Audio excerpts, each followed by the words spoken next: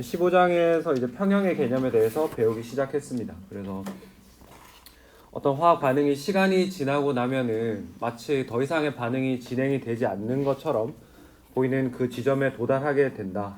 그 지점이 이제 평형이라고 하는 점이 되겠고, 근데 평형에 도달했다고 해서 정말로 아무 반응이 일어나지 않느냐? 그렇진 않다고 말씀을 드렸죠. 실제로는 끊임없이 반응이, 정반응과 역반응이 계속 일어나고 있는데, 속도 관점에서 봤을 때 정반응의 속도와 역반응의 속도가 같기 때문에 우리가 거시적으로 봤을 때는 농도 변화가 없는 것처럼 보인다. 그 지점이 이제 평형이라고 말씀을 드렸습니다. 그래서 평형의 개념이 중요하고, 그러면 우리가 평형을 묘사하기 위해서 평형상수라고 하는 어떤 하나의 상수를 도입을 하게 되는데, 이 평형상수라고 하는 것은 어떤 식으로 생겼는지 다들 잘 기억하실 거예요. 그래서 평형 농도를 이용을 하게 되고, 평형 농도에다가 그 계수를 지수로 취해가지고 표현을 해주게 되죠. 그리고 뭐 또 중요한 거는 우리가 평형 상수를 조작하는 법.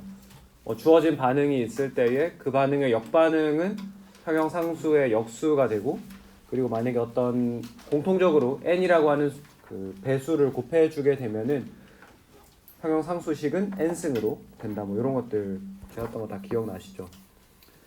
그리고 우리가 흔히 평형 상수라고 하면 이제 농도를 많이 사용해서 KC를 많이 사용을 하는데, 근데 KC 말고도 우리는 기체 같은 경우에는 압력을 이용하는 게 더 편하기 때문에 부분 압력을 이용하는 KP, 프레셔를 이용하는 KP가 있다. 뭐 그런 것들 배웠어요. 그리고 이제 마지막으로 지난 시간에 마지막으로 다뤘던 게 불균일 평형. 그래서 우리가 평형 상수식을 나타낼 때에는 뭐 수용액이나 그 다음에 기체 이런 것들만 포함을 시켜놓고 우리가 순수한 액체나 순수한 고체의 경우에는 포함시키지 않는다. 그렇게 기억을 하시면 되겠습니다. 그럼 좋습니다. 이렇게까지 하고 이제 오늘 하는 것이 사실은 15.5절이 굉장히 중요한 내용이 될 거예요. 그래서 15.5절을 특히 이제 제가 지난 시간에 말씀드릴 때 15장을 제대로 이해를 못하면은 진짜 기말고사를 안 보는 거랑 거의 똑같이 될 거다라고 말씀을 드렸는데, 그 정말 그 중에서 15장 중에서도 가장 그 기본이 되는 내용이 바로 15.5절에 있는 내용이 되겠습니다.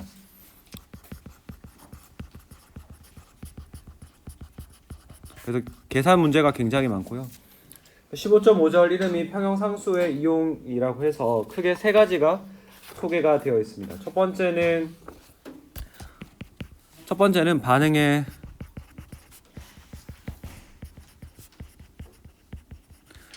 진행 정도를 우리가 평형상수를 가지고 판단을 할 수 있죠.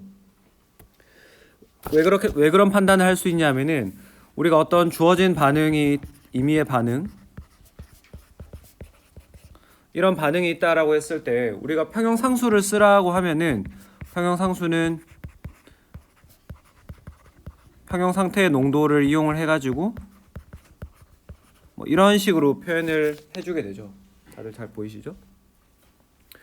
이렇게 표현을 해주기 때문에 그러면은 우리가 정확하게는 아니지만은 대략적으로 봤을 때 이 분모는 반응물의 양과 관련이 있겠죠.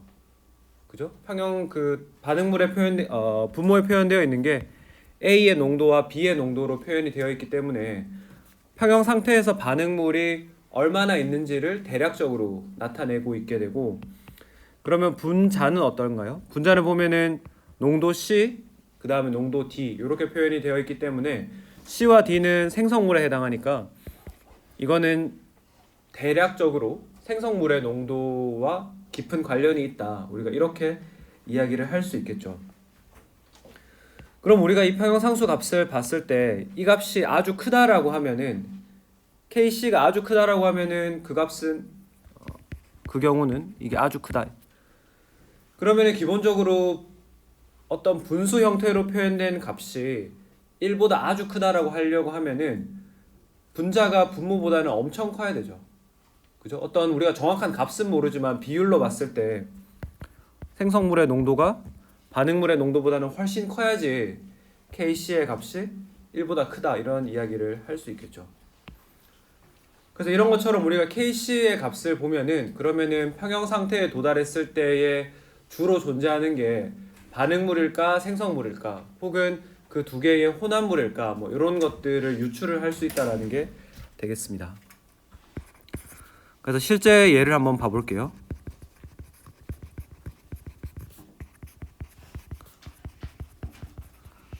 평형 상수가 아주 큰 경우를 한번 이야기를 해볼게요. 여기서 물론 아주 크다, 아주 작다 이런 것들은 사실 과학적인 표현법은 아니죠.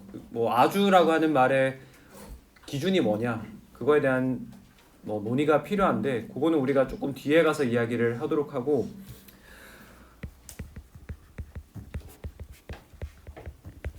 이런 반응을 생각해 볼 수 있습니다.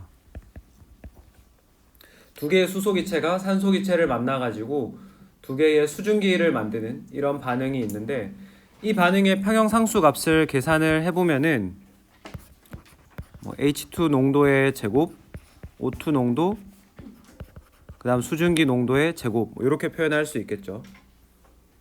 물론 KP, 프레셔를 이용해서 나타내도 됩니다만 뭐 어떤 걸 이용해서 나타내도 상관없어요. 이렇게 했는데 이 값이 2.4 곱하기 10의 47승입니다. 500도에서 500켈빈에서 그러면 평형 상수 값이 지금 뭐 사실 얼핏 봐도 굉장히 크죠. 10의 47승이면은 심지어 그 아보가드로 수보다 훨씬 큰 거죠.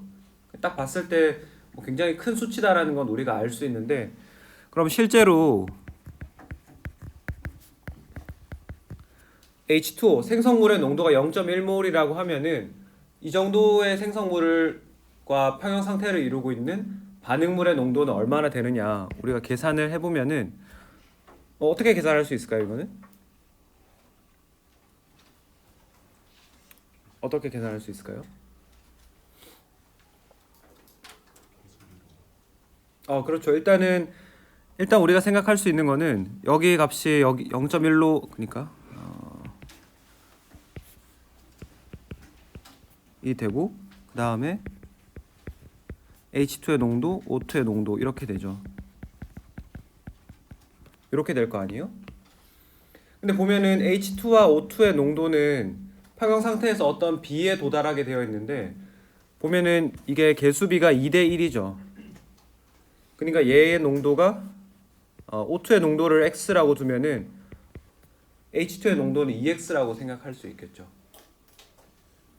그렇게 해서 풀면 돼요. 그렇게 해서 풀면은 H2의 농도가 4.4 곱하기 10의 마이너스 17승 몰이 되고 O2의 농도는 이것의 반인 2.2 곱하기 10의 마이너스 17승 몰이 되죠. 그럼 이렇게 쓰고 나서 우리가 반응물, 생성물의 농도를 한번 비교를 해보면은 생성물의 농도 0.1몰인데 반응물의 농도는 10의 마이너스 17승 몰에 해당하죠. 그 평형 상수 값이 이렇게 10의 47승 오더로 굉장히 큰 값을 가지니까 반응물은 거의 존재하지 않고 생성물이 상대적으로 많이 존재하는 그런 반응이란 걸 알 수가 있겠습니다.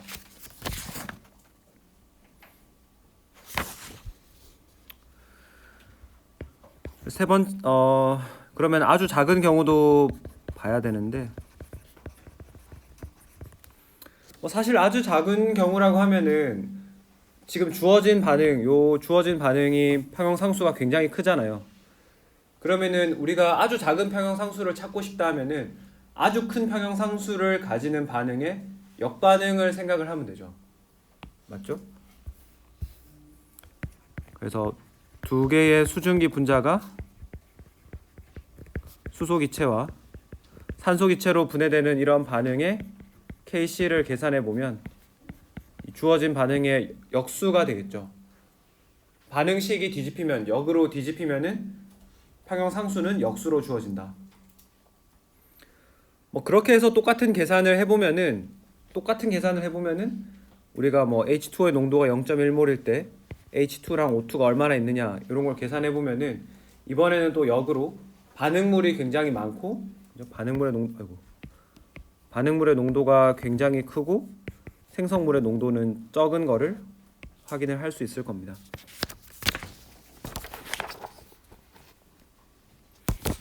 이렇게 확인을 할 수가 있고 그럼 이제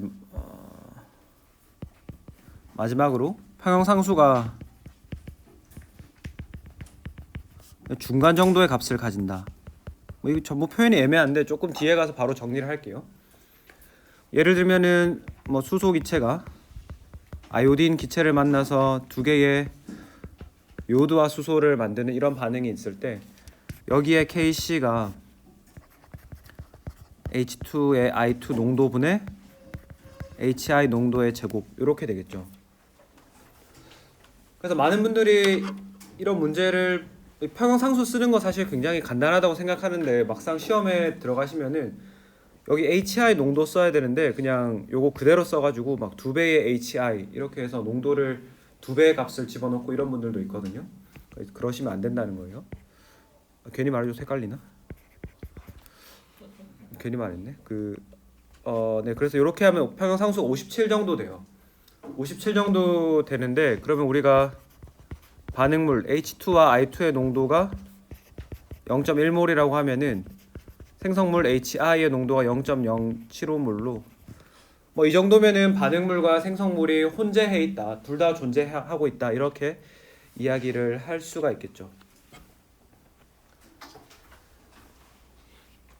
그래서 뭐 우리가 사실 주로 이렇게 이야기를 할 수가 있고 그러면 이제 이야기를 하고 싶은 거는 그럼 여기서 말하는 아주 크다, 아주 작다, 혹은 중간 정도의 값이다 이게 대략 어느 정도 되느냐 그거를 좀 이야기를 하고 싶은데 이 평형상수 값을 이렇게 수직선 위에 늘어 놓았다라고 했을 때 여기가 평형상수 값이 1인 경우라고 생각해 볼게요. 1이고 이제 뭐 여기가 10의 마이너스 3승, 여기가 10의 3승 정도 되는 부분이라고 해보겠습니다. 그래서 10의 3승보다 크면은 이거는 우리가 아주 크다 이렇게 일반적으로 받아들이고요. 10의 마이너스 3승보다 작다라고 하면 이거는 아주 작다라고 받아들이게 되고 10의 마이너스 3승에서 10의 3승 사이에 있다 그러면 우리가 이거를 뭐 중간 정도라고 받아들이면 되겠습니다. 그래서 이 값을 외우고 이런 거는 전혀 중요하지 않은데 내가 어떤 평형상수를 봤을 때 이 정도의 값이면은 평형 상태에서 반응물과 생성물의 존재 비율이 뭐 어떻겠다, 뭐 어느 쪽이 더 많겠다 이 정도는 구별을 하실 수가 있어야 돼요. 그래야지 우리가 16장에 나오는 17장에 나오는 다양한 반응들의 평형 상태의 위치 뭐 이런 것들을 이야기를 할 수가 있거든요. 그래서 6번은 예제 15.7을 같이 한번 말로 한번 풀어보도록 할게요. 그래서 반응의 진행 정도를 판단해 보아라. 그래서 평형에 도달했을 때 평형 혼합물의 조성은 어떻게 되는가? 대부분 반응물인가? 대부분 생성물인가? 이렇게 물었어요. 그러니까 첫 번째 반응 물질의 상은 좀 떼고 이야기를 할게요. 요런 반응이 있을 때 KC 값이 1.5 곱하기 10의 48승이에요. 굉장히 크죠. 평형상수가 굉장히 크다라고 하는 거는 평형상수가 대략적으로 반응물분의 생성물 형태로 주어진다라는 걸 우리가 생각을 해보면은 이거는 대부분이 생성물 형태로 존재한다. 그래서 이렇게 답을 할 수가 있겠고 N2 기체가 산소 기체랑 만나가지고 일산화질소를 형성하는 반응이 1.7 곱하기 10의 마이너스 3승이다. 뭐 이 정도면 그냥 뭐 마일드한 값이죠. 그래서 이거는 뭐 반응물도 존재하고 생성물도 존재한다. 그 다음에 N2O2가 반응해가지고 두 개의 NO가 되는 똑같은 반응인데 이번에는 온도가 25도씨네요. 25도씨가 됐더니 KC가 10의 마이너스 31승. 굉장히 작기 때문에 이거는 대부분이 반응물 형태로 머물러 있을 거다. R분의 P 이런 형태로 주어지는데 이 값이 이렇게 굉장히 작아지려면은 분모가 엄청 크고 분자가 작아야겠죠. 그러니까 대부분 반응물 형태로 존재한다. 이렇게 이야기를 할 수가 있겠습니다.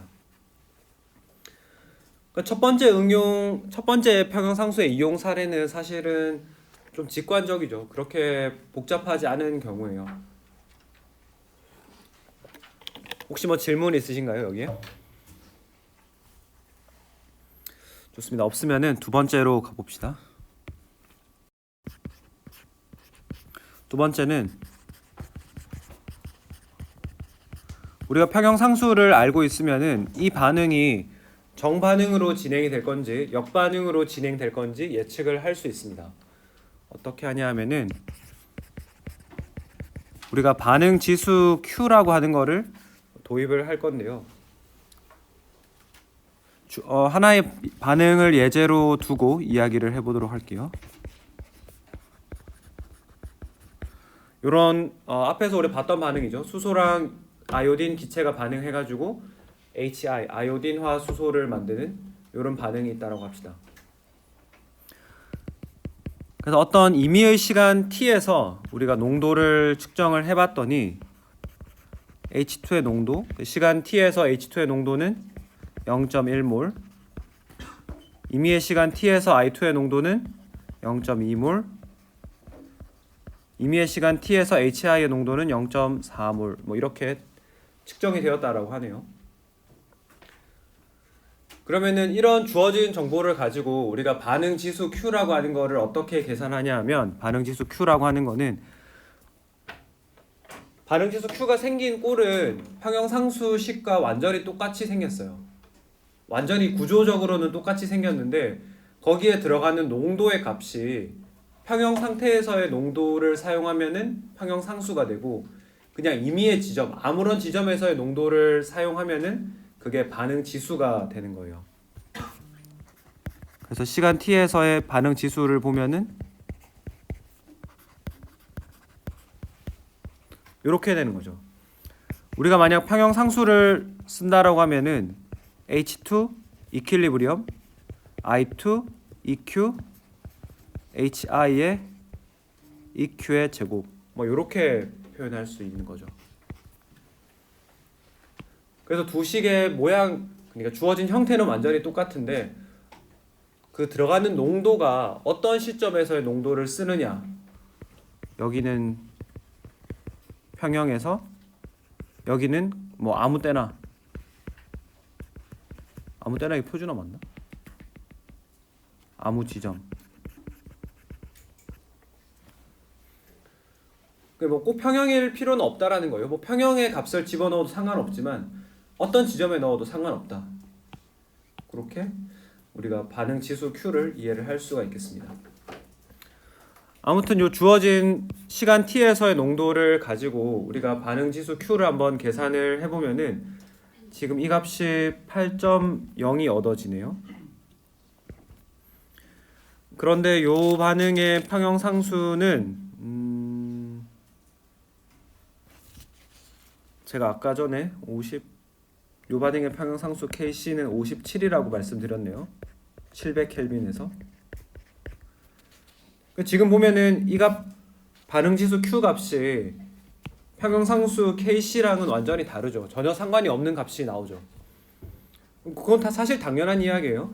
이 평형상수 Kc는 우리가 평형 상태에서의 농도를 집어넣고 계산한 값이고 Q는 생긴 꼴은 똑같지만 아무런 농도를 그냥 아무 지점에서의 농도를 집어넣었기 때문이죠. 이렇게 다르다. 일단 우리가 다르다는 건 확인했어요. 그럼 이 다른 걸 가지고 다른 게 왜 다른지 그리고 시간이 지나면 얘가 어떻게 바뀔지 한번 이야기를 해볼게요.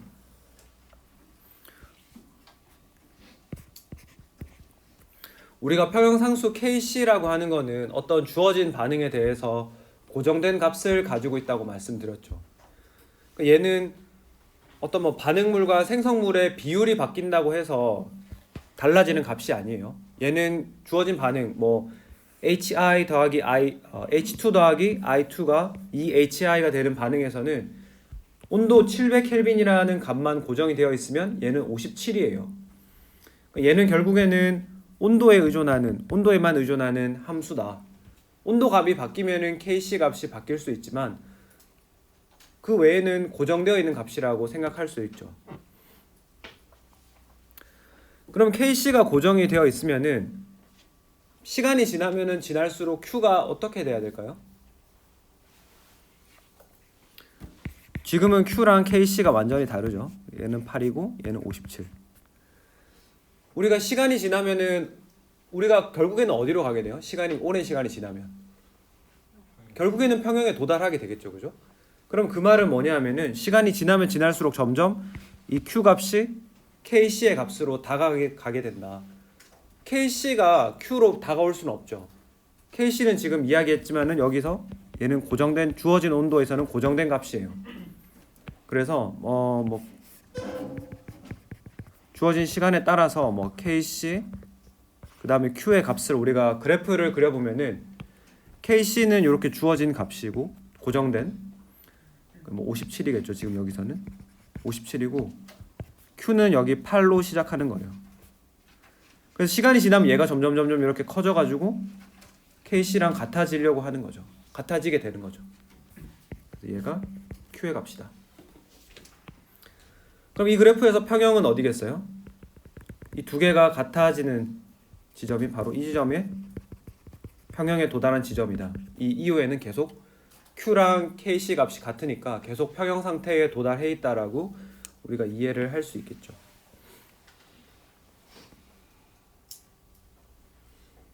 그죠? 그래서 꼭 기억하셔야 돼요. KC는 고정이 되어 있다.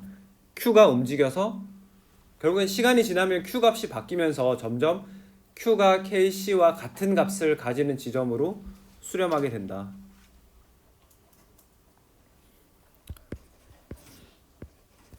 네, 그래서 이제 실제로 그러면은 Q 값이랑 K 값을 비교를 했을 때 나올 수 있는 경우의 수는 세 가지밖에 없죠.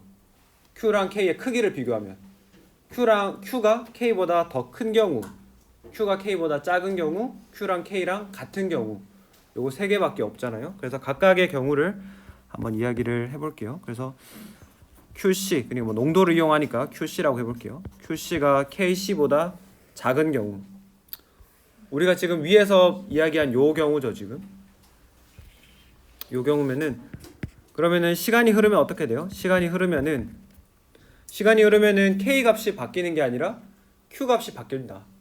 Q 값이 바뀌는데 그러면 Q 값이 종례적으로 결국에 수렴하게 될 값은 이 K 값이기 때문에 그러면은 Q 값이 커져야겠죠. 그죠?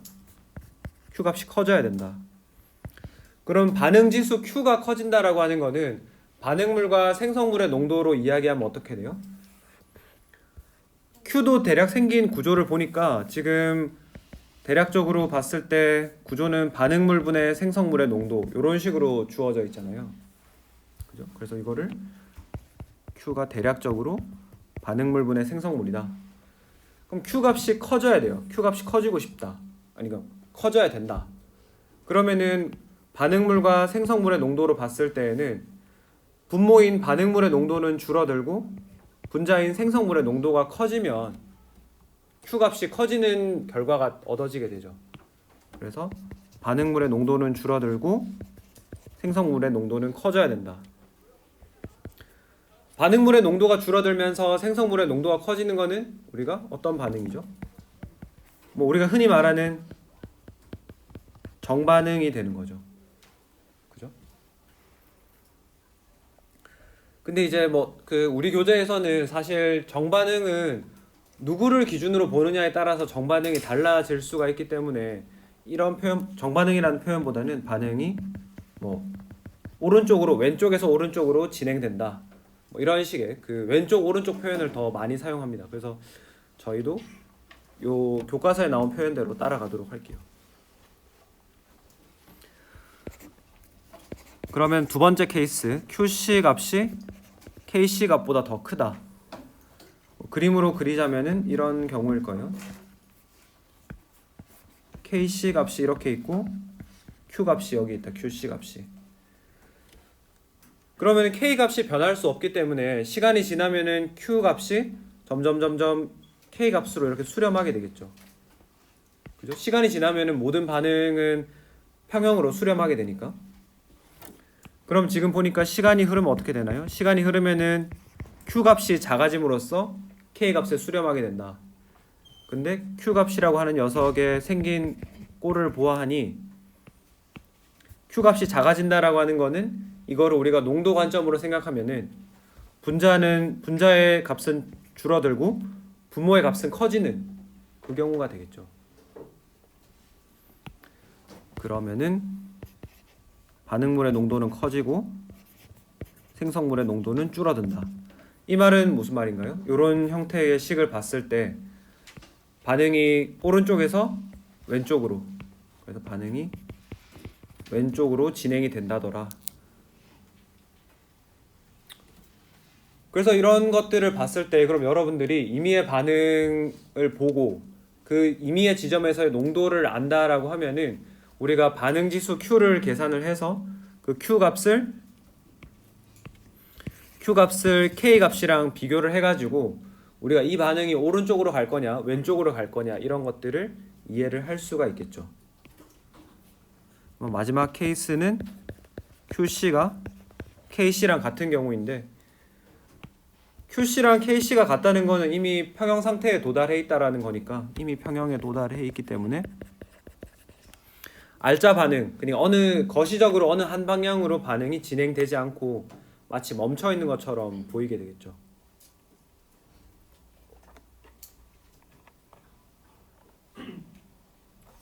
그렇게 이해를 하면 되겠습니다.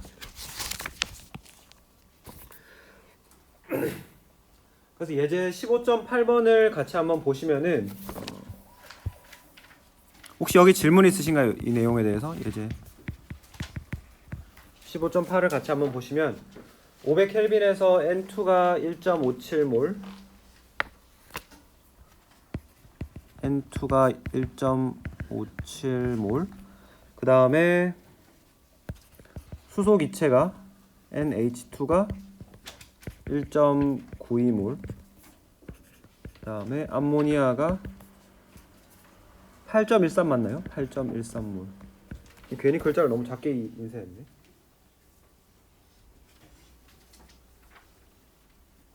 맞는 것 같아요. 네. 요런 게 부피 20리터짜리 용기에 들어있다.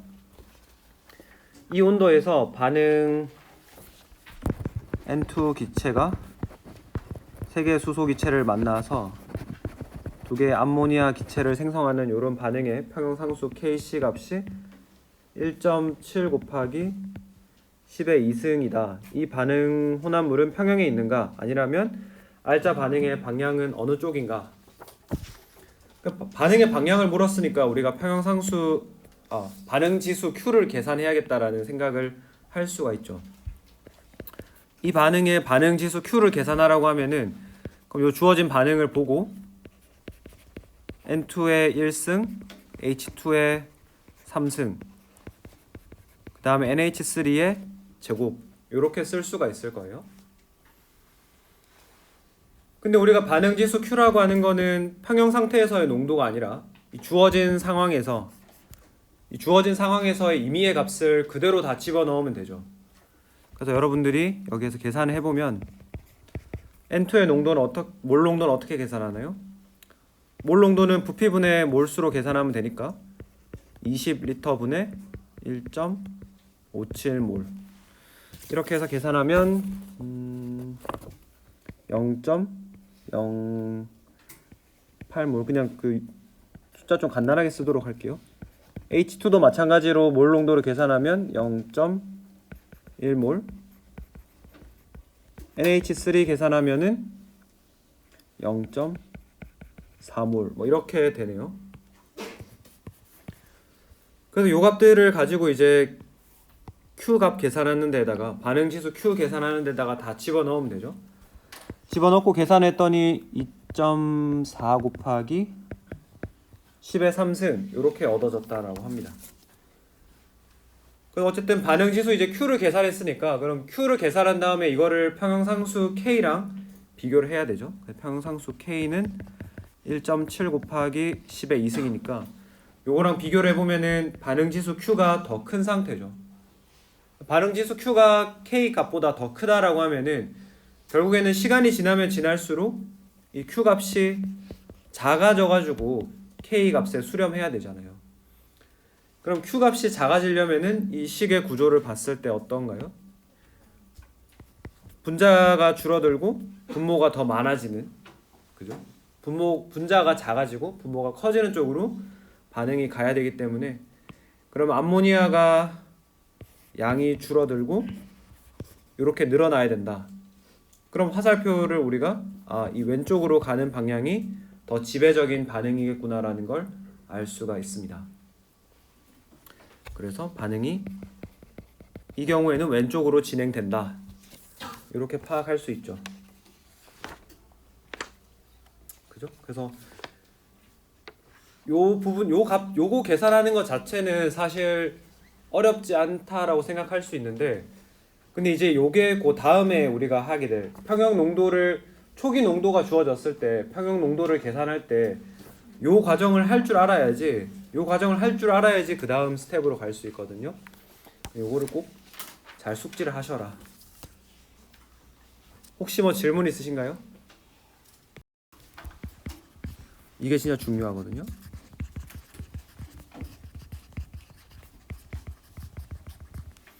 이 평형 농도 계산을 하는 게 가장 중요합니다. 여기 나오는 예제는 모조리 다 풀어보면서 천천히 한번 해보도록 하겠습니다. 여러분들도 만약에 잘 이해가 안 되시면은, 여기는 정말 중요하기 때문에 이거 정말 내가 잘 모르겠다 하면은 이번 시간에 무조건 다 이해한다고 생각하고 나가셔야 돼요. 첫 번째 케이스는 좀 쉬워요. 그러니까 평형 농도를 계산하는데 어떤 하나의 화학 종의 평형 농도가 알려진 경우가 있습니다. 우리가 앞에서도 비슷한 행동들을 했었는데, 예를 들면 이런 거예요.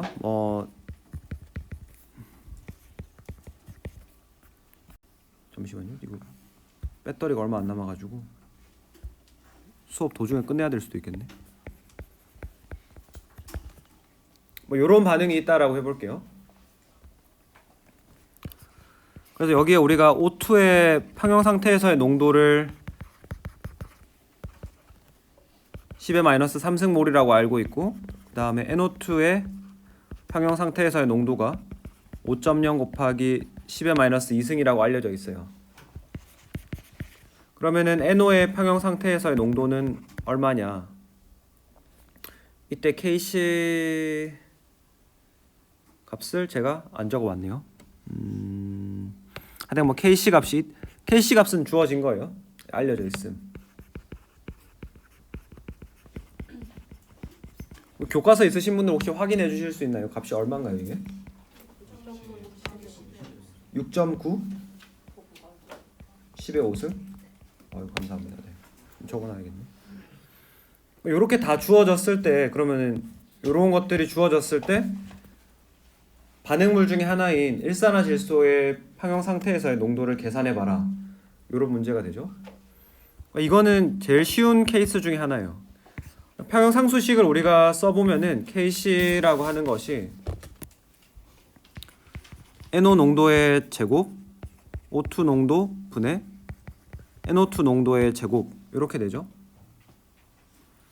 여기 보면은 그러면 우리가 O2의 평형 상태 농도 알고 NO2의 평형 상태 NO2의 평형 상태 농도 알고, 그 다음에 KC 값 알고 있죠.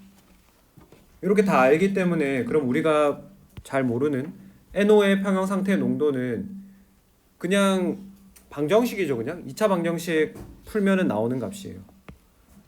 그래서 NO의 평형 상태에서의 농도는 1.9 곱하기 10의 -3승몰이다.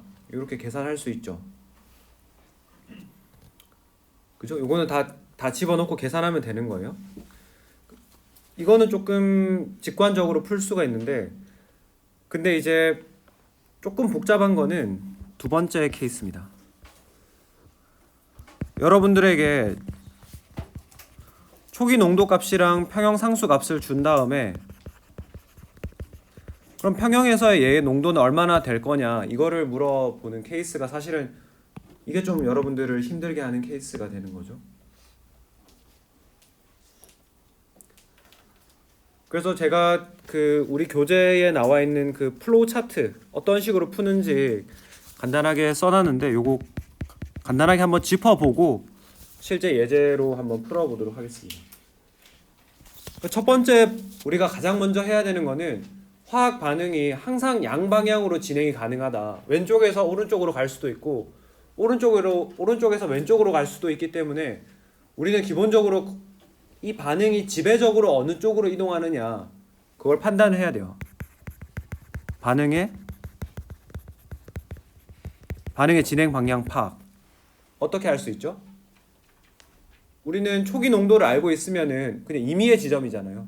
임의의 지점의 농도를 알면은 반응 지수 Q를 계산할 수 있고, 반응 지수 Q를 누구랑 비교해요? 평형상수 K랑 비교를 해서 앞에서 이야기했었죠. Q 값이 더 작다 그러면 오른쪽으로 진행하게 될 거고, Q 값이 더 크다 그러면 왼쪽으로 반응물이 생성되는 쪽으로 진행이 되겠죠. 그래서 그런 식으로 비교를 하는 거예요. 그렇게 한 다음에 반응의 진행 방향을 파악하고 그 다음에 우리가 주어진 균형 반응식에 대해 가지고 각 물질이 초기 농도는 얼마나 있는지, 그 다음에 반응이 얼마나 바뀌어 가는지, 그리고 나서 평형에 도달했을 때 농도는 얼마나 되는지, 요렇게 항상 이렇게 쓸 거예요. 그래서 반응식 반응식이 이렇게 주어진다라고 하면은 항상 요거를 쓸 거예요. 그래서 이거를 초기 농도 이니셜의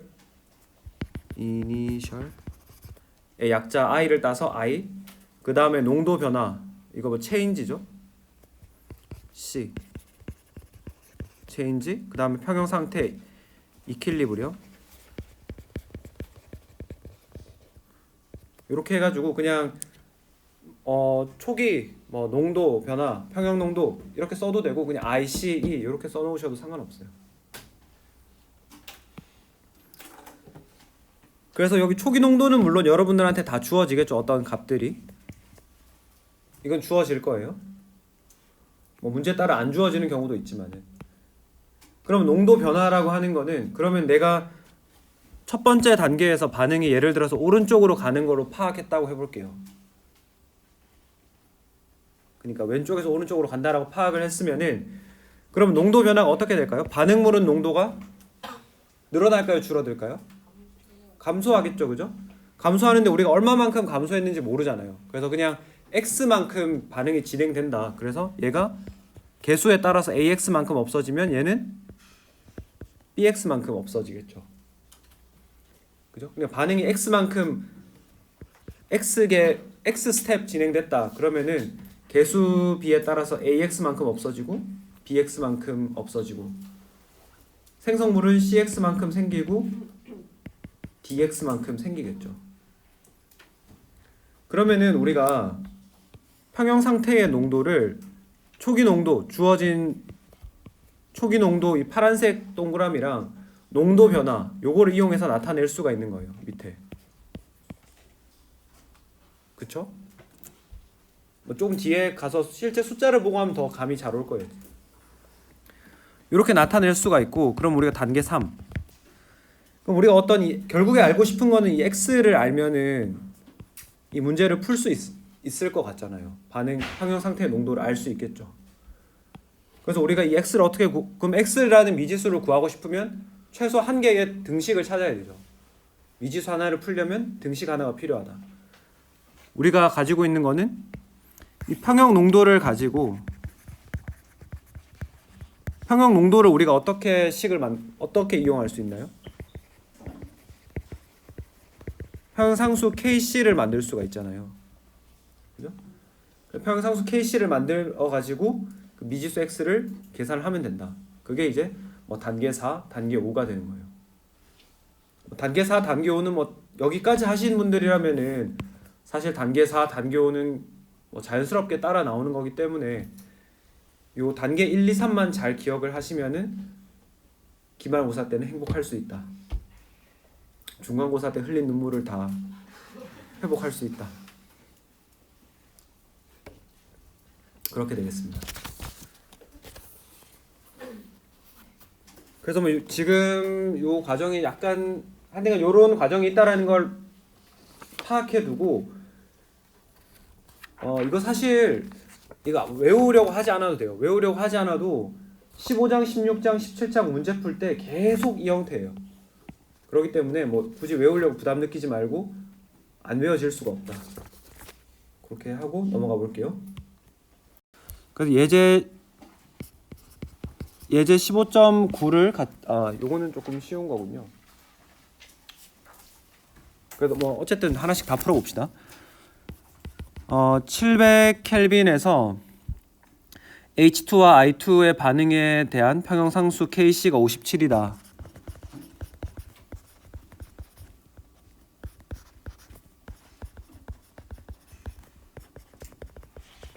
57이다. 그래서 700켈빈에서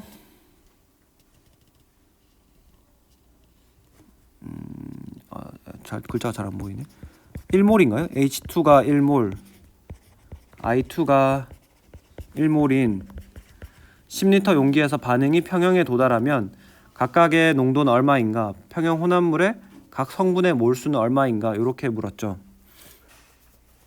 요 예제부터 보면 되겠네요. 15.9번부터 같이 한번 봐보면은, 그러면은 일단 우리는 평형상수 같은 이야기를 할 때는 전부 농도, 몰 농도 단위로 이야기를 하니까 각각을 다 몰 농도로 바꿔볼게요. 그래서 몰 농도는 부피분의 몰수로 계산을 하니까 10리터 분의 1몰 이렇게 하면 0.1몰 농도, I2도 역시 마찬가지로 0.1몰 농도가 되는데, 생성물 HI는 아무 이야기가 없죠. 뭐 있었다는 이야기가 없기 때문에 얘는 초기 농도를 0으로 둘 수가 있을 겁니다. 이게 초기 조건이죠, 그죠? 그럼 제가 앞에서 말씀드렸던 것처럼 첫 번째 단계가 이 반응이 어느 쪽으로 진행할 거냐, 이걸 파악해야 된다라는 거예요. 전공법으로 다 계산해보면 H2 초기 농도 I, I2 초기 농도, 그 다음에 HI 초기 농도의 제곱, 이래서 계산하면은 0.1 곱하기 0.1분의 0의 제곱, 이래서 그냥 0이죠. 그 생성물이 하나도 없기 때문에 여기에서는 역반응 자체가 존재할 수 없죠. 그죠? 사실 생성물이 없다 혹은 반응물이 하나도 없다라고 하면은 무조건 그쪽으로, 그 없는 거를 채우러 가는 쪽으로 반응이 진행이 될 수밖에 없습니다. 그래서 Kc보다 작기 때문에 이 반응은 오른쪽으로 진행이 될 거다. 그래서 여러분들이 여기에다가 이렇게 빨간색으로 덧칠해 버리세요. 나중에 오른쪽으로 갈 거다. 그러면 이게 첫 번째 단계였고, 두 번째 단계는 균형 반응식을 써놓고, 이제는 우리가 반응이 오른쪽으로 간다는 걸 아니까 그냥 이렇게 써놔도 상관없어요. 이렇게 되는데, ICE라 그랬죠. ICE, Initial Change Equilibrium. 그 초기 농도는 0.1, 0.1, 0 이렇게 되는 거고요. 그러면은 체인지를 계산을 해야 되는데, 우리가 x만큼, 얼마만큼 반응이 진행돼야 평형에 도달하는지 모르니까 반응이 x만큼 진행했다라고 가정할 수 있을 거고, 그럼 개수비가 1대 1대 2잖아요. 그러면은 반응이 왼쪽에서 오른쪽으로 가니까 H2의 농도는 줄어들겠죠? 근데 개수비를 고려하면 x만큼 없어질 거고, I2도 역시 x만큼 없어질 거고, HI는 얼마만큼 만들어져요? EX만큼 만들어지죠. 기말고사에 아주 서광이 비치는구만, 대답을 잘하는 걸 보니. 그래서 그러면 평형에 도달하게 되면은 H2의 평형 상태에서의 농도는 0.1 빼기 x 이렇게 주어진다는 건 굉장히 당연하죠, 그죠? 초기에 0.1이 있었는데 거기 x만큼 반응해서 없어졌다. 그러면 0.1 x만큼 농도만큼 남아 있겠다, 그죠? 그 다음에 HI의 경우에는 하나도 없었는데 EX만큼 생겼다. 그럼 평형에 도달하면 EX의 몰 농도를 가지게 되겠죠. 그래서 우리가 이렇게 미지수 X를 활용을 해가지고 평형 상태에서의 농도를 굳이 표현을 하자면, H2의 평형 상태에서의 농도는 0.1 빼기 x몰, I2의 평형 상태에서의 농도는 0.1 빼기 x몰, HI의 평형 상태에서의 농도는 2x몰 이렇게 쓸 수 있겠죠. 그럼 세 번째 스텝이 이제 이런 평형 상태에서의 농도 값을 미지수를 이용해서 나타낸 평형 상태의 농도를 가지고 평형 상수 KC를 써보자. 쓰면은 H2의 EQ, I2의 EQ, 그다음 HI EQ의 제곱 이렇게 되죠. 이렇게 되니까 이제 여기에서 계산한 값들을 모조리 다 집어넣어 줄 거예요. 그러면은 0.1 빼기 x분의 0.1 빼기 x, 그 다음에 2x 전체의 제곱 이렇게 되겠죠. 이게 평형상수값 57이랑 똑같다라는 거예요. 우리가 잘 모르는 미지수 x 하나가 있고 그리고 등식 하나가 있기 때문에 우리는 이 미지수 x의 값을 결정할 수가 있죠. 근데 이제 여러분들 중에서 만약에 공항 이번에 시험도 보니까 뭐 하여튼간 계산기를 조금 익숙하게 못 쓰시는 분들이 많았던 것 같아요. 근데 이 15장, 16장, 17장이 들어가는 기말고사 공부하실 때는 이 계산기의 이런 방정식 푸는 기능 이런 거 잘 활용을 못 하시면은 사실 좀 힘들어요. 이거 2차 방정식이라서 뭐 물론 우리가 근해 공식 써서 풀려면 풀 수는 있지만은 이 개수가 굉장히 좀 소위 말하는 더러운 개수들이잖아요. 막 소수 많이 나오고 그래서 이거 하려면은 굉장히 귀찮다. 그래서 그 방정식 푸는 기능이 있는 거를 연습을 하시는 게 좋다. 만약에 내 계산기에는 그런 기능이 없다라고 하면은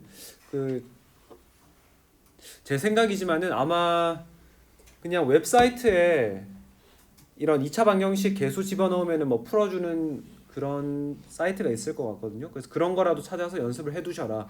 그래서 시험 보실 때 뭐 스마트폰이라도 꺼내놓고 거기라도 집어넣어서 계산을 하셔야 된다. 그렇게 되는 거죠. 연습을 해보시고요. 그래서 아무튼 이렇게 해서 x를 결정을 하게 되면은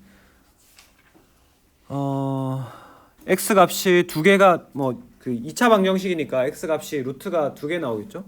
두 개가 나오는데 하나는 0.136, 하나는 0.0791.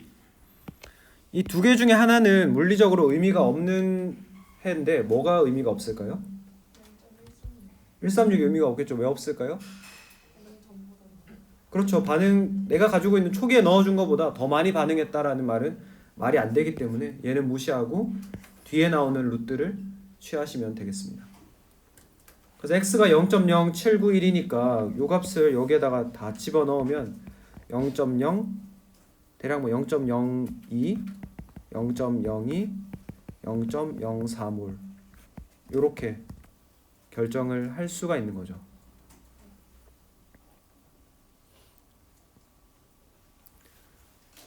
그래서 딱 내가 이 예제 15.9를 내가 풀 수 있겠다.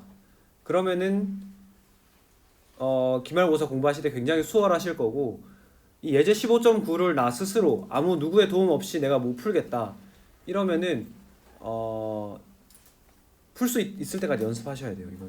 이거는 진짜 이거를 못 푼다 그러면 너무 괴로울 거라서.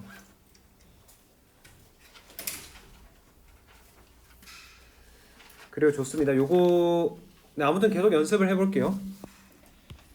혹시 질문 있으신가요 여기에? 예제 15점 질문 없으시면은 예제 15.10으로 바로 가볼게요. 이번에는 H2의 농도가 0.1몰, I2의 농도가 0.2몰. 이거 사실 똑같은 문제네요. 똑같은 문제인데 값만 바꿔놨네. 그래도 한번 풀어봅시다. 여러분들 연습을 위해서. 이렇게 돼 있을 때 첫 번째 반응이 요런 반응이에요. 요런 반응이 있을 때 초기 농도가 이제 0.1, 0.1, 0이 아니라 0.1, 0.2, 0 이렇게 주어졌어요. 그럼 여러분들이 처음에 해야 되는 게 반응의 진행 방향을 파악해야 되는데, 진행 방향을 파악하려고 하면은 Q를 계산해야 된다. 근데 Q는 지금 반응물의 생성물의 농도가 0이기 때문에 Q는 뭐 어떤 식에 넣어서 계산하던지 간에 0이 될 수밖에 없죠. 그러니까 얘가 KC 값보다는 무조건 작다. KC가 57이라고 했어요. KC보다 작다. 그래서 반응은 그러면 결국에는 왼쪽에서 오른쪽으로 가는 반응이 거시적으로 일어난다.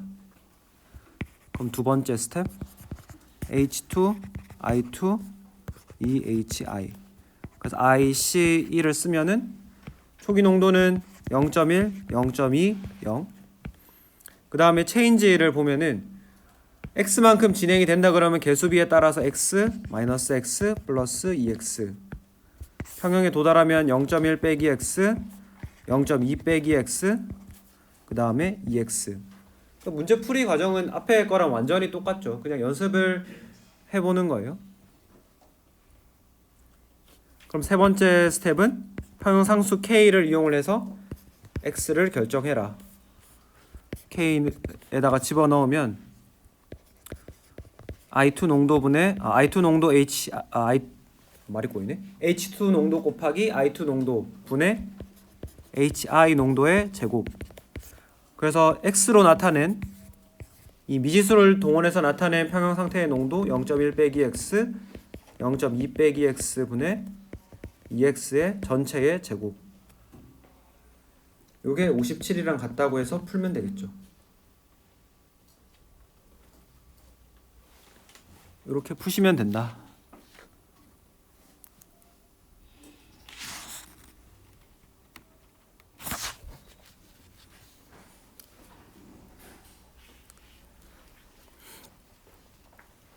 뭐 사실 굉장히 복잡하지는 않잖아요, 그죠? 그냥 조금만 연습을 해보시면은 요 정도는 여러분들이 충분히 하실 수 있을 거라고 믿고,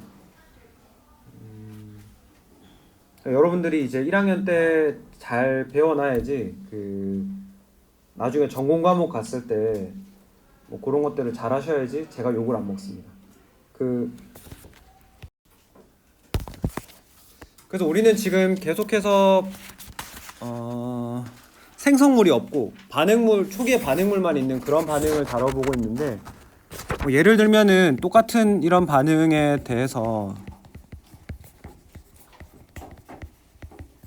이런 반응이 있다고 했을 때 뭐 H2의 농도가 0인데 I2의 농도는 0.1 1몰, HI의 농도는 0.2몰. 이런 경우를 한번 생각해 볼게요.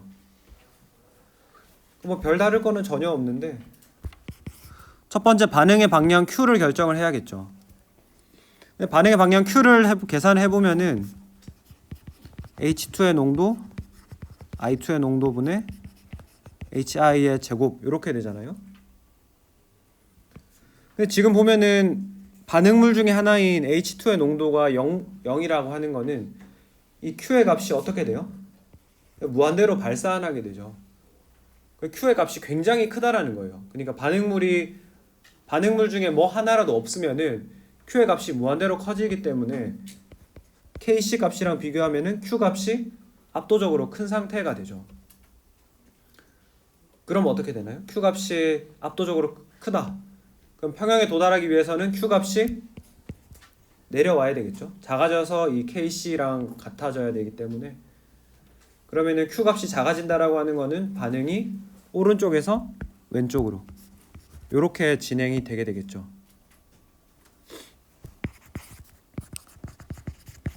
그래서 뭐 결국에는 반응이 오른쪽으로 가냐 왼쪽으로 가냐 두 개밖에 없으니까 이렇게 쓴 다음에 초기 농도 IC 1을 써라. 0, 0.1, 0.2.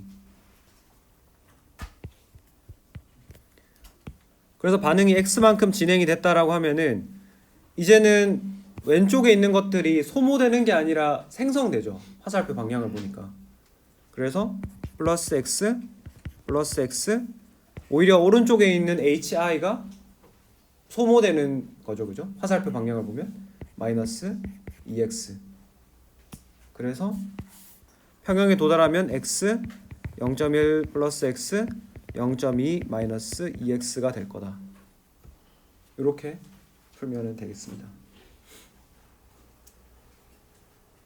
그래서 이제 세 번째 스텝은 Kc x를 관해서 표현하면은 H2 농도 곱하기 I2 농도, 그 다음에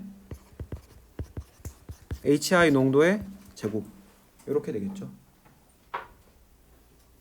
그러니까 제가 이 뭐 책에 없는 예제를 굳이 말씀을 드리는 이유는 많은 학생들이 여기까지는 뭐 잘 따라해요. 여기까지는 잘 따라하는데 사실 이렇게 화살표를 거꾸로 쓰는 거에 대해서 좀 익숙하지 않은 그림이니까 이까지 잘 해놓고 여기까지 와서 여기에 뭐 H2가 마이너스 X, I2가 마이너스 X, 그냥 뭐 이런 식으로 쓴다는 거예요. 그냥 관례적으로 이렇게 쓰면 안 된다라는 거예요. 화살표 방향을 반드시 보고 누가 소모되고 누가 생성되는지를 화살표 방향으로 잘 판단을 하셔라. 그리고 나서 이렇게 쓰셔야 된다. 그러면 여러분들 중에서는 나는 이 화살표가 왼쪽으로 가는 게 좀 어색하다. 나는 그래서 그냥 반응을 이렇게 해서 이렇게 해가지고 0.2, 0, 0.1. 그래서 얘가 x 없어지고 2x 없어지고 x 생기도록 하겠다. 이렇게 해서 풀면 될까요? 안 될까요? 돼요? 뭐 안 될 건 없죠. 뭐 이렇게 풀면 되지. 틀리면 되지. 죄송해요. 나 너무 그렇게 말했네. 너무 또 민망 넣네. 이렇게 풀어도 돼요. 진짜 풀어도 되는데, 그럼 한 가지 우리가 생각을 해야 되는데 뭐를 더 고려하면 될까요? 그렇죠. 이거 부분 점수 일찍 말 안 했으면 점수 주려고 그랬었는데 너무 일찍 말해버렸네. 아무튼 여기에서 평형상수 K를 그대로 쓰면 안 되는 거예요. 반응을 우리가 뒤집어 버렸잖아요. 그럼 여기서는 평형상수의 역수를 가지고 이 식을 써야 되는 거예요. 그러니까 Kc분의 1은 0.2 마이너스 2x의 제곱분의 x 곱하기 0.1 더하기 x, 이렇게 써야 된다는 거죠. 아시겠죠? 그래서 나는 이런 화살표가 왼쪽으로 오는 게 나는 어색해서 못 견딜 수가 없다. 오른쪽처럼 이렇게 쓸 거다. 그러면은 반드시 평형상수의 값도 역수로 뒤집어 주셔라. 그거 기억을 하셔야 돼요. 좋습니다. 이렇게 요것만 짚으면은 사실은 여러분들이 잘 연습하실 수 있을 거라고 생각을 하고, 조금만 더 해보도록 할까요? 네. 혹시 여기까지 해서 질문 있어요?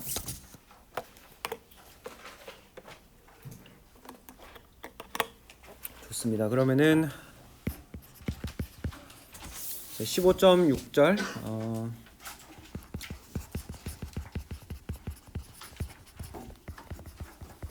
르샤틀리의 원리에 대해서 한번 알아보도록 합시다. 르샤틀리의 원리는 평형 혼합물의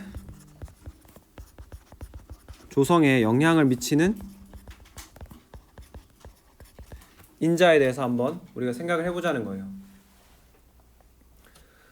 그래서 우리가 화학이라고 하는 거를 여러분들이 지금 왜 배우는지 한번 다들 내가 우리 학교에 지원할 때 무슨 이야기를 했었나 한번 다 떠올려 보면은 신약 만들고 싶다, 좋은 화장품 만들고 싶다, 그런 이야기들을 많이 하시죠. 결국에 우리가 하는 일들은 어떤 하나의 물질로부터 다른 물질을 만드는 사람들이잖아요. 그러면은 우리가 이 어떤 물질을 만든다라고 했을 때 전부 다 반응물이 있을 거고 생성물이 있을 거예요. 그러면은 우리가 해야 되는 거는 적은 생성물을 가지고 최대로 많은 생성물을 내가 뭐라 그랬지? 적은 반응물을 가지고 최대의 생성물을 만들어내야 돼요. 그리고 우리는 그러면은 만약에 여러분들이 예를 들어서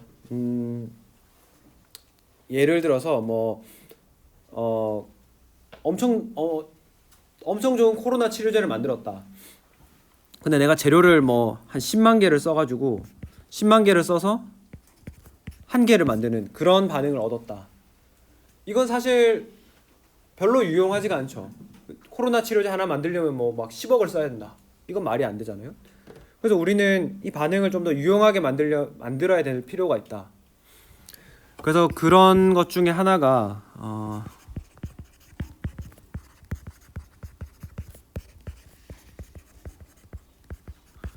이 암모니아를 만드는 반응. 그 암모니아가 사실은 뭐 여러분들 암모니아라 그러면은 그 뭐 방귀 냄새 나는 그런 굉장히 불쾌한 액체라고 많이 생각하고 할 수 있지만은 질소를 포함하고 있기 때문에 우리가 식물의 비료의 주성분 중에 하나죠. 질소가. 그래서 이 독일이 그 세계 2차 대전, 1차 대전, 2차 대전에서 그렇게 뭐 일으킬 만큼 국력을 강하게 쌓을 수 있었던 거의 이유 중에 하나로 많은 사람들이 이 암모니아 합성법을 개발한 거를 좀 이유를 들기도 해요. 근데 농작물을 엄청 많이 생산할 수 있으니까 인구가 많아지니까 힘이 비대해져서 뭐 그런 이야기가 있죠. 아무튼 그래서 이 반응은 원래 알려져 있긴 했어요. 원래 알려져 있었는데 근데 문제는 평형 자체가 굉장히 이 반응물 쪽에 치우쳐져 있는 평형 상수가 작은 반응이었어요. 작은 반응이었는데 그 하버라는 사람이랑 보슈라는 두 과학자가 독일 과학자죠. 그래서 이 사람들이 이거를 우리가 평형의 개념으로 이해를 해서 온도와 압력을 잘 바꿔가지고 하면은 이 암모니아의 생산을 극대화할 수 있는 그런 합성 조건을 찾아낸 거죠. 그래서 이제 그 사람들이 이야기한 것처럼 평형에 영향 미치는 요인이 뭐가 있을까? 첫 번째는 반응물과 생성물의 농도 변화, 그 다음에 압력과 부피 변화, 세 번째는 온도 T 변화. 이렇게 세 가지 방법을 통해서 우리가 평형에 계속 평형을 교란시키고 영향을 미칠 수가 있다라는 거예요. 그래서 뭐 이런 세 가지 요인이 있다.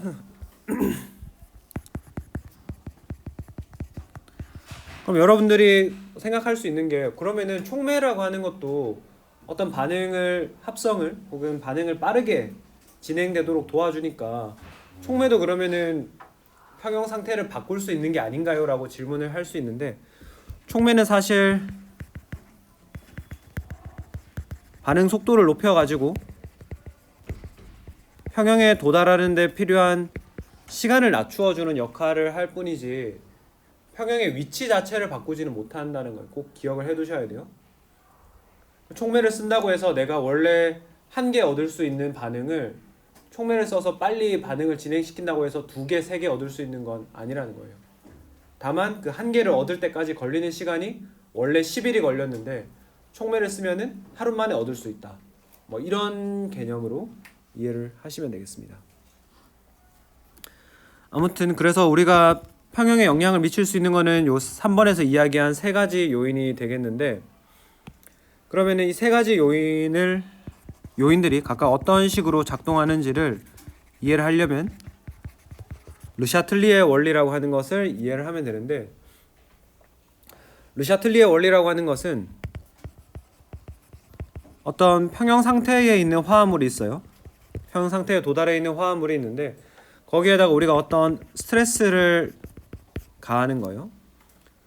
스트레스라고 하는 건 여기서 우리가 말하는 뭐 스트레스 받네, 일반화학 수업을 들으려니까 스트레스를 받네, 숙제를 하려니까 스트레스를 받네, 뭐 이런 스트레스가 아니라 외부 요인, 뭐 온도가 변했다, 아니면 압력이 변했다, 혹은 생성물의 혹은 반응물의 농도가 변했다, 이런 외부 요인을 의미하는 거예요.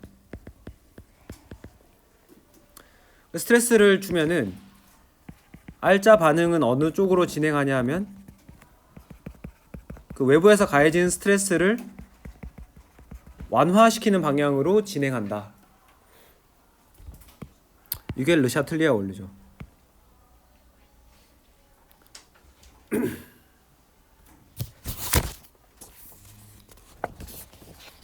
그래서 그래서 뭐 간단하게 오늘은 말로만 이야기를 하고 좀 맞춰보도록 할게요. 만약에 예를 들어서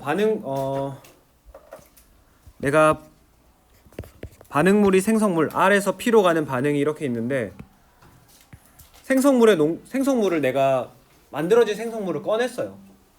꺼내면 생성물의 농도가 순간적으로 어떻게 돼요? 생성물의 농도가 줄어들겠죠. 내가 꺼내버렸으니까. 그럼 생성물의 농도가 줄어들었다. 이게 그 외부 스트레스를 앞으로 빨간색으로 표현할 거예요. 그러면은 외부 스트레스를 완화시키는 방향은 어떤 방향이에요? 생성물을 다시 늘리는 게 외부 스트레스를 완화시키는 방향이겠죠. 그죠? 외부에서 없애버렸다. 근데 그걸 완화시키는 방향은 다시 만드는 반응이다. 그러면은 생성물의 농도가 다시 올라가려면은 반응은 어느 쪽으로 진행돼야 돼요?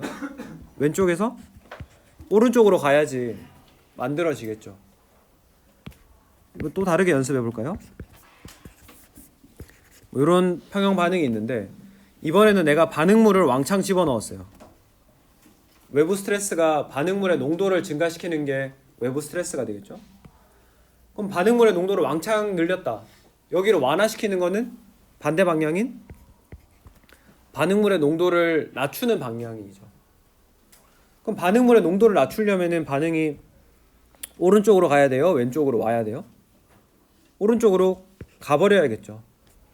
오른쪽으로 가야지 반응물을 소모시켜서 생성물을 만들어내니까. 그죠? 몇 가지만 더 연습해보고 마칠게요. 어차피 4가지 경우밖에 없어요.